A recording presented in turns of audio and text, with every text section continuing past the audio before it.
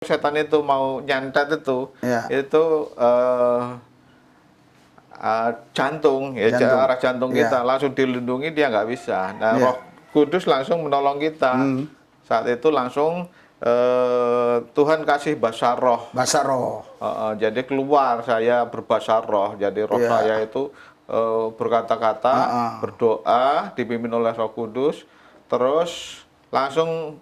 Ibu saudara-saudari yang dikasihi Yesus dan yang saya kasihi, berjumpa kembali dengan saya, Pendeta Risuli Lubis.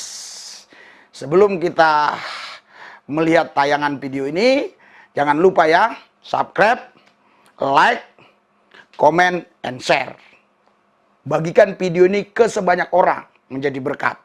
Anda sudah mendukung pelayanan, bahkan Anda sudah melayani Tuhan ketika Anda membagikan video ini. Saksikan. Salam Bapak Ibu saudara-saudari yang dikasihi Yesus dan yang saya kasihi. Tadi kita berjalan lewat lintas timur mau menuju Palembang. Dan ternyata di daerah Lampung ada subscribe yang kita kenal.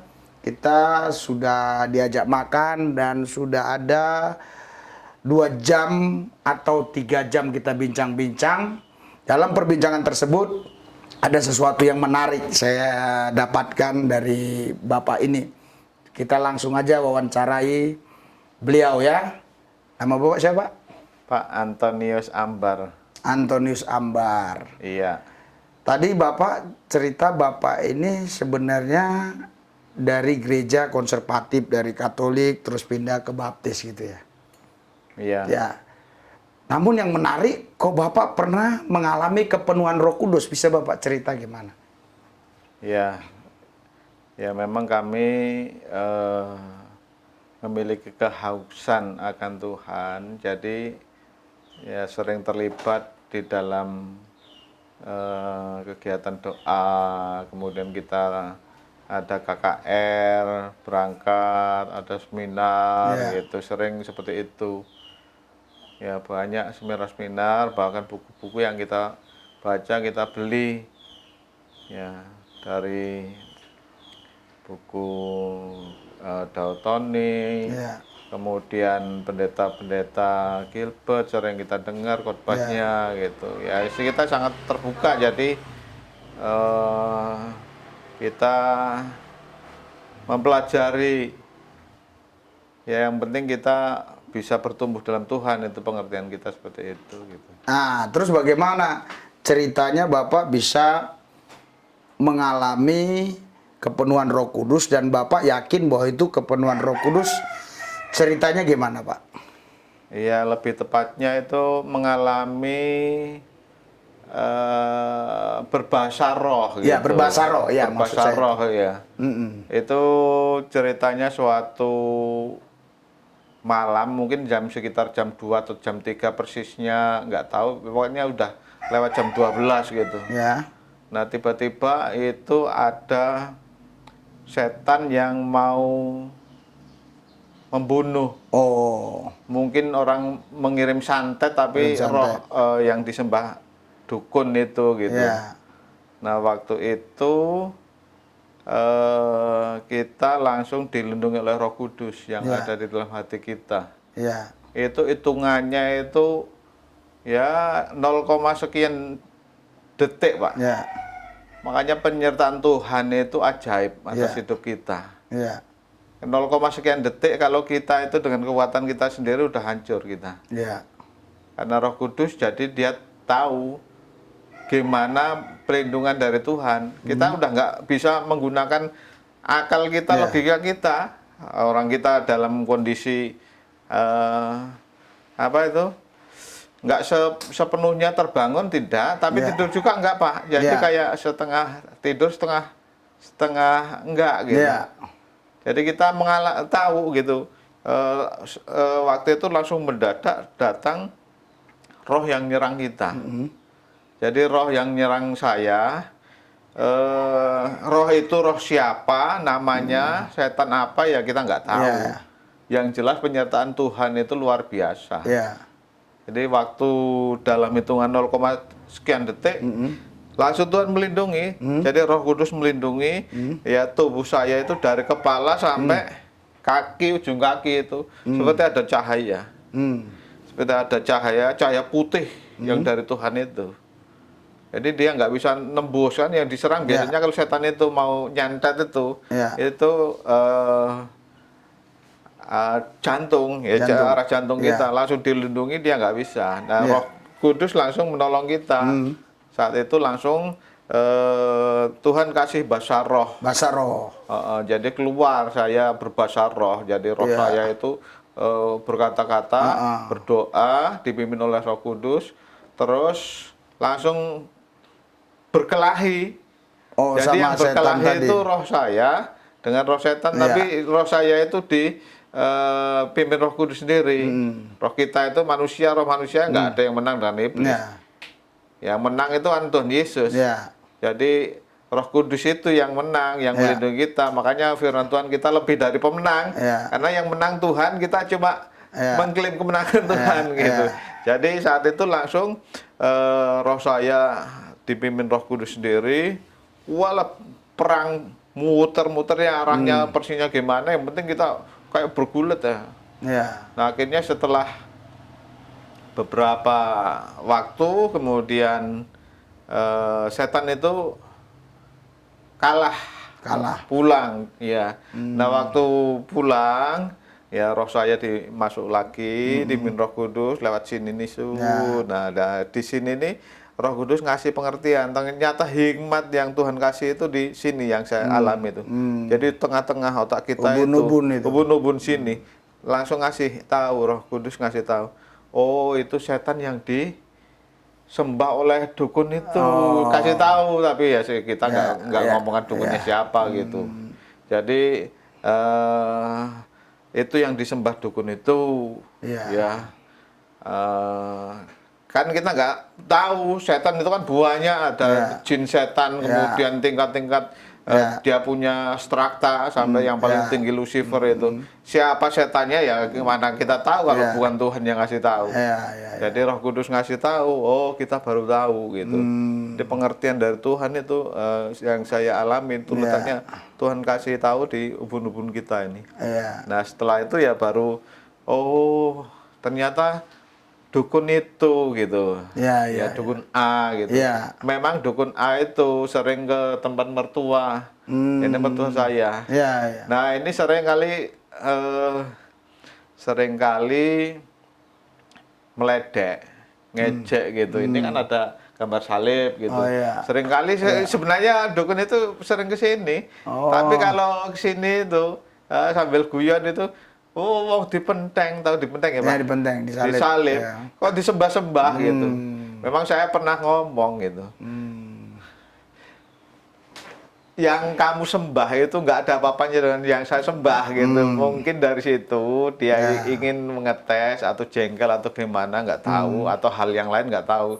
Yang jelas memang saya pernah ngomong dengan dia seperti itu. Gitu. Jadi setan yang kamu sembah itu nggak ada apa-apanya dengan Tuhan saya gitu. Itulah Pak yang pengalaman yang pernah saya alami, bagaimana Tuhan melindungi, Roh Kudus melindungi dan kasih bahasa roh waktu itu. Dalam peperangan dengan iblis itu bahasa roh, maka kuasa Tuhan sangat ajaib yang kita alami. Saudara, Bapak Ibu sekalian yang kasih Yesus dan yang saya kasih. Jadi saya tertariknya dengan kesaksian Bapak ini ya.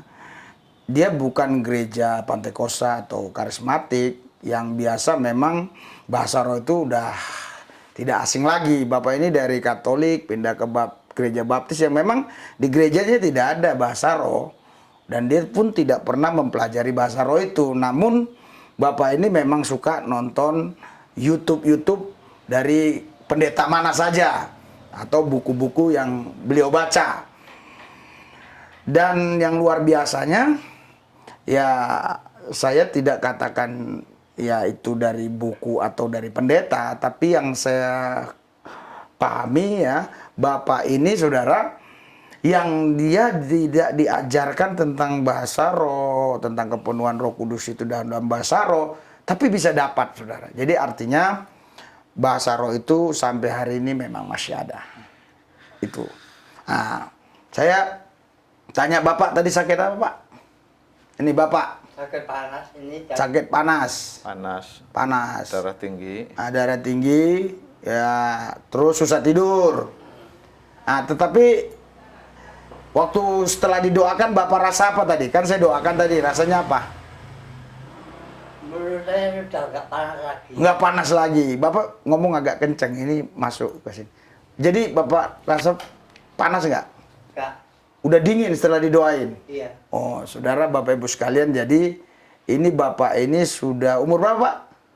83. 83. Jadi beliau ini dulu adalah seorang penginjil, bahkan ikut ambil bagian dalam membangun gereja di wilayah sini. Ya, jadi Bapak inilah yang dulu kalau ada misalnya di tempat itu orang katakan hantu di batu itu dan batu itu mau dibangun gereja di situ, Bapak inilah yang mecahin batunya, atau di pohon mana, Bapak inilah yang nebangnya. Tapi karena usianya sudah 83 tahun, kendala sekarang ada dadanya panas tiap malam. Tapi kesaksian Bapak ini, kesaksian kakek ini, setelah didoain, nggak panas lagi, Pak. Dingin, Pak. Itu sudah. Artinya Yesus itu memang hidup. Yesus itu nyata, ya. Nah, tadi ada istrinya juga, sudah doain, tetapi ya namanya di kampung, saudara, mungkin bisa saja ke ladang atau bantu di dapur, saya tidak ngerti, ya. Jadi begitulah kesaksian. Ada lagi yang Bapak bisa mau tambahkan buat rekan-rekan kita? Karena masih banyak orang, Pak, yang mengatakan bahwa bahasa roh itu udah nggak ada lagi, atau bahasa roh itu ya harus bisa diterjemahkan seperti Kisah Rasul 2. Misalnya bahasa roh itu dulu orang nggak bisa bahasa Inggris, tiba-tiba bahasa Inggris, nggak bisa bahasa Jepang, tiba-tiba bahasa Jepang, nggak bisa bahasa Arab, tiba-tiba bahasa Arab. Itu bahasa roh katanya. Menurut Bapak, yang Bapak alami bahasa roh yang seperti apa, Pak? Bahasa roh yang saya alami itu yang jelas memang ya, kita mengeluarkan kata-kata kita sendiri nggak paham, Ya. tapi kuasa Tuhan itu terjadi. Ya. Jadi memang rahasia antara kita dengan Tuhan, Ya. ya roh kita lah, roh kita dengan Tuhan. Ya. Memang seperti Korintus 14 tadi. ayat 2, ya. Jadi kalau kita yang mengalami, kita tahu saya itu kalau tidak ditolong Tuhan, saya udah mati, Pak. Ya. Ya, siapa kita? Ya. Ya kalau bukan Tuhan yang melindungi kita, ya maka bahasa roh, terlebih bagaimana kesetiaan kita untuk terus di dalam Tuhan itu yang harus kita pegang teguh, saya kira itu. Iya. Jadi, saudara, Bapak Ibu sekalian, biar kesaksian ini menjadi berkat buat kita semua, karena kita semua sebenarnya, saudara, diberikan sama Tuhan karunia, asal kita mau minta. Mungkin ada orang yang berkata, oh itu karunia. Iya betul, karunia itu artinya kan pemberian Tuhan. Kalau kita minta kan Tuhan juga bisa kasih. Ya saudara, jangan apatis ataupun Anda tidak percaya. Ya, Anda kalau minta bisa dikasih karunia-karunia roh, minta. Ada karunia nubuatan, penglihatan, karunia kesembuhan, melakukan mujizat, karunia iman, membedakan roh, menguji roh, menafsirkan bahasa roh. Memang betul ini adalah pemberian Tuhan, tetapi kan nggak salah juga kalau kita minta juga bisa, gitu loh. Nah, jadi Bapak ini tadi mengalami bahasa roh, itu dia bukan bahasa Jepang, bahasa Arab, bahasa Inggris atau Partia, Elam seperti di Kisah Rasul pasal 2 ya, bahasa Elam, Partia, Arab, bukan begitu. Memang murni bahasa roh seperti di Kisah 14 ayat 2. Dia nggak mengerti artinya. Dia nggak mengerti artinya. Nah, terus bagaimana Pak dengan Kisah 4? Saya akan jelaskan buat semua saudara. Kisah 4 ayat 2 itu sampai ayat seterusnya, mereka penuh Roh Kudus dan mereka berbahasa-bahasa lain. Ada yang mendengar bahasa Arab, bahasa Partia, Elam, Mesopotamia, Padukia, terus apa lagi Arab dan seterusnya ya. Asia aja ada berapa bahasa. Karena Jepang juga Asia kan, Malaysia, Singapura, Indonesia. Jadi Asia aja banyak saudara. Sekarang ya, saya kasih contoh ya, kita kumpulkan ini 120 orang. Di Loteng Yerusalem waktu itu kan 120 orang. Kita kumpulkan, terus mereka berbahasa Arab, Mesopotamia, Padukia, Elam, dan seterusnya dan sebagainya. Kalau mau kita perluas lagi, mereka berbahasa Jerman, Inggris, dan seterusnya. Kalau sempat 120 orang itu berbahasa yang berbeda-beda dalam bahasa bangsa-bangsa sekarang misalnya, saudara. Kira-kira Anda bisa paham nggak? Saya yakin Anda nggak bisa paham. Saya kasih contoh sederhana. Ada yang bilang, ojo ngono, dangbuk songoni. Bahasa Inggrisnya ada bilang, misalnya makan, yang satu bilang makan. Yang satu bilang mangan, yang satu bilang, saya yakin nggak tahu saudara yang mereka ucapkan. Memang betul, itu bahasa roh yang di Kisah 14 ayat 12 itu yang terjadi di bahasa roh yang di 1 Korintus 14 ayat 2 itu yang terjadi di Kisah pasal 2 ya, ayat 4 dan seterusnya. Jadi orang-orang yang di sana yang baru pulang dari perantauan melihat rasul-rasul bahasa roh, mereka baru sadar ya bahwa orang-orang ini dipakai Tuhan dengan berbahasa-bahasa lain. Tapi sebenarnya tetap mereka bahasa roh. Tapi yang satu dikasih paham sama Tuhan, dia bahasa Partia, dia bahasa Elam, dia bahasa Mesopotamia, dia bahasa Arab. Tapi sebenarnya tetap bahasa roh yang 1 Korintus 14 ayat 2 tadi. Nggak mungkin ayat satu sama ayat lain bertabrakan. Jadi intinya bahasa roh itu ada. Anda minta saja. Kalau belum dapat, jangan Anda cerca orang yang berbahasa roh. Karena 1 Korintus 14 ayat 39, 40 dan seterusnya, Paulus berkata, aku tidak pernah melarang orang berbahasa roh. Bahkan kalau kita baca lagi di ayat yang di atasnya, aku berbahasa roh lebih dari mereka. Ya, mungkin Anda ada yang berkata begini, tapi Pak Paulus pernah bilang, aku lebih suka berkata-kata dengan kata-kata yang dipahami daripada aku berkata-kata dengan bahasa yang nggak dipahami. Bahasa roh, maksudnya gitu. Saudara salah. Maksud Paulus kalau ngajar jangan bahasa roh, baca baik-baik gitu ya.